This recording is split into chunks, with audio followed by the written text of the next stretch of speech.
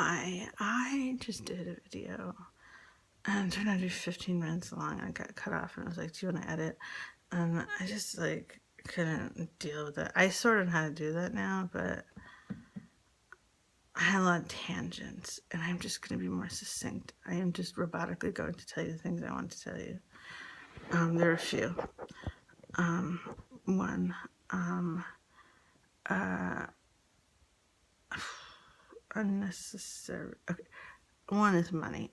Okay, I told you a big story about our money deal, but we have no money. We have $50, and I just found that out today because I'm the little wife and I don't keep track of this stuff. And he was going to talk to his mother yesterday, and it didn't work out. It's not his fault. The way she seized Poppy as soon as we got there late. We had to drop off stuff at Savers, and we did go out to eat. I wanted to get a slice of pizza for cheapness. He wanted to go to a Chinese place. That is kind of cheap. But by the time we got back, there was no way to talk to her. He could have, but it was late. She kicks us out at 9 now. So he would have had to start kind of a heavy conversation at 9. So I can see why he didn't feel comfortable doing that. So we get back at about 10 to 9, and Nancy is reading a book out loud to Poppy, and Poppy's really into it, and I recognized it is a part of a series. Nancy works for Cold Spring Harbor Laboratory, which was started by Watson and Crick, the people that discovered DNA, along with a woman, Barbara McClintock. Anyway, it wasn't just them. But they have this science lab, and they also have a publishing company that publishes science books, and Nancy works for that part, and she's doing accounting or something. So she gets a lot of free books, and she had given Poppy 2 of this series last year or something, and it was so over her head. Poppy liked the pictures, but the text she couldn't get.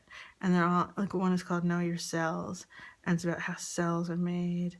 The other one I forget, but it was about bacteria and viruses, and both of them conclude with thankfully for the miracle of vaccinations, blah blah blah, you will never have to suffer this or that in your life. So I see her reading, Nancy's reading this. I'm like, oh my god, it's gonna get to that same BS, to me BS. And I was sweating. Okay, you and I haven't talked about this in a long time. I don't know how you feel. Paul follows my lead. He says he wants to research it on himself, but he never does. I feel pretty strongly about it, but I also feel it's Poppy's body. So when she's older, I plan on having a talk with her and be like, this is how I feel, and this is why. This is how the mainstream world feels, and that's why. And if you want to get this all done to yourself, when you are 18, you may do that. But I want you to understand why I've chosen what I've chosen, blah, blah, blah. I want this info to come from me. She's my child. I don't want it to come from a book with an agenda, from a grandma with an agenda who thinks that we're not taking proper care of Poppy. When we first moved here, she was like, did you know that Dr. Paul Offit is speaking at the lab? I can get you a free ticket. And I didn't know who he was. And over the years, his name keeps popping up whenever I read anti-vax stuff, that he is a doctor, and he works for a pharmaceutical company that makes vaccines, and he makes speeches around the country promoting vaccination, and in a way that's really negative, mocking people that question vaccines and blah blah blah. He's kind of an asshole, and he makes outrageous statements like, "You could give me 1,000 injections in my arm right now. and I wouldn't get ill. Like, anyone who thinks that they make them ill is insane. So, but she was trying to get me to go to this guy, and agenda. That's all I'm saying. She's got one. So, I mean, she has many agenda with us, and I'm really glad we're moving away, especially the older that Poppy gets.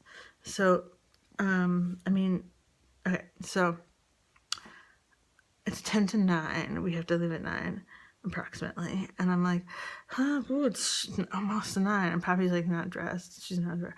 I was like, Poppy, we got to get dressed. It's time to gather our belongings, and it's time to go. Grandma has to go to bed. And Poppy's like, I want to hear the rest of the book. And I could tell Nancy was kind of like wanting to read the rest of the book. But I was like, time to go. We got to go. Like, I was like alpha woman. And grab Poppy, and I start dressing her and stuff. And then Poppy starts running around the house. And but when I first got her away from Poppy, she's like, I am astonished. This is like a 4th or 5th grade book, and she was comprehending like everything, and like asking questions that were relevant, and able to sit still for all of the text, not just wanting to flip through and look at the pictures, which she used to do a couple of years ago when we had the other books in the same series. I was like, yeah, cool, great. She's really been, her writing and her reading is really taking off. And okay, so a little while later, Nancy's putting dishes in the dishwasher. Paul's kind of hanging around. I'm leaning on the counter, like chatting. And all of a sudden she's like, so it's almost September. Do you have any plans for Poppy? I knew she started in school. So I was like, no. I mean, I wish we had social plans. And there is this cool pottery class at this nearby art place, but it's like $350. And my sister, it would be done in a heartbeat. But so I'm just kind of like, no. And she's like, Rocky Point is a really good school district from what I've heard, which is like 5 years ago, New York Newsday listed. Anyway, I mean, I'm sure as far as these things go, it's a good district. What do I know? I don't know.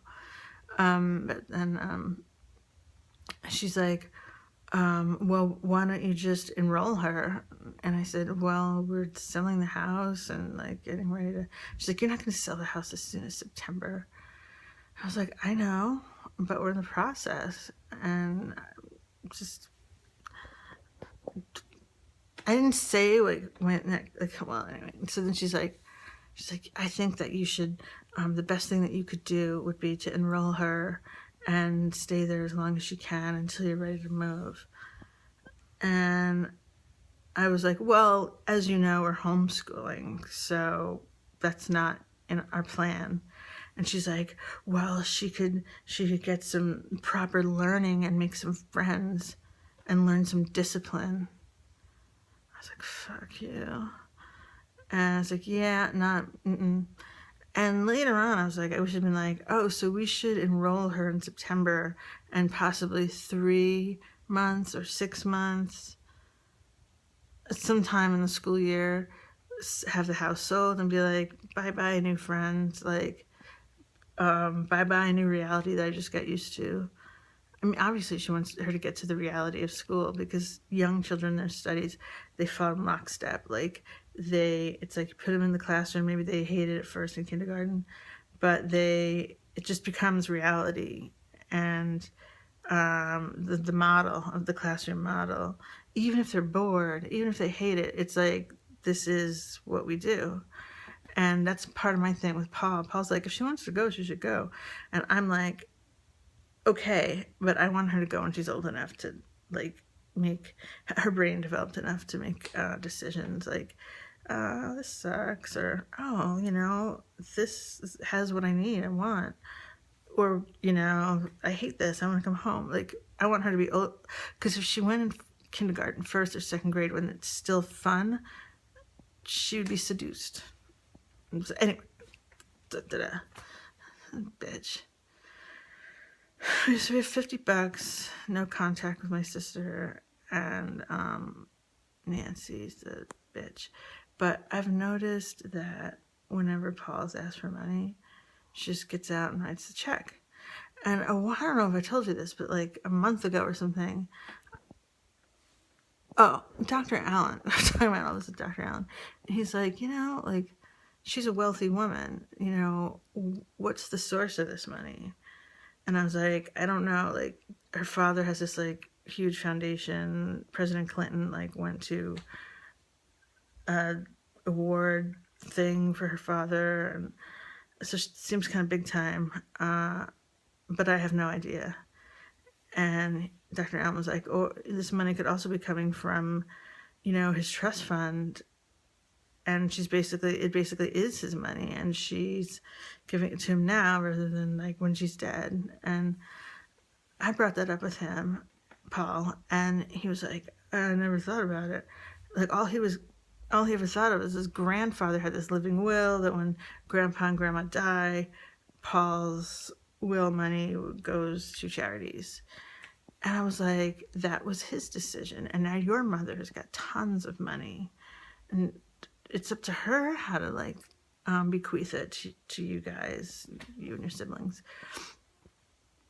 So maybe she's so, I wouldn't call her chill, but unquestioning about it is because it's already earmarked for you. And I was like, maybe you should just talk to her about that. Just be like, these checks that you give me, like, where does it come from? Like, is this coming from, what you're planning on leaving me? Or is it something to do with grandpa's trust? There's money in the house or in the family and he doesn't know. And he's like, yeah, I should talk to her. But she is not easy to talk to, so I don't blame him. I would be like, if he's going to ask, like, if he's, the loan. Did I get to the loan? He went to the bank, our nearest bank, Chase, for, to discuss getting a home equity loan, which was my idea. Which is, you get a $10,000 or $20,000 loan or whatever, not less than 10. It's called a line of credit, and it has pretty low interest, and payments could be low as like $200 a month. And well, that's not low if you don't have a job, but okay. So he found out all of this, and even though we both have like a terrible work history, the house that we paid for in cash qualifies us. We have equity. It's like, so the bank guy was like, yeah, like you qualify for this, but it'll take about 3 weeks to go through. I can't remember what the interest rate was, but it was pretty low.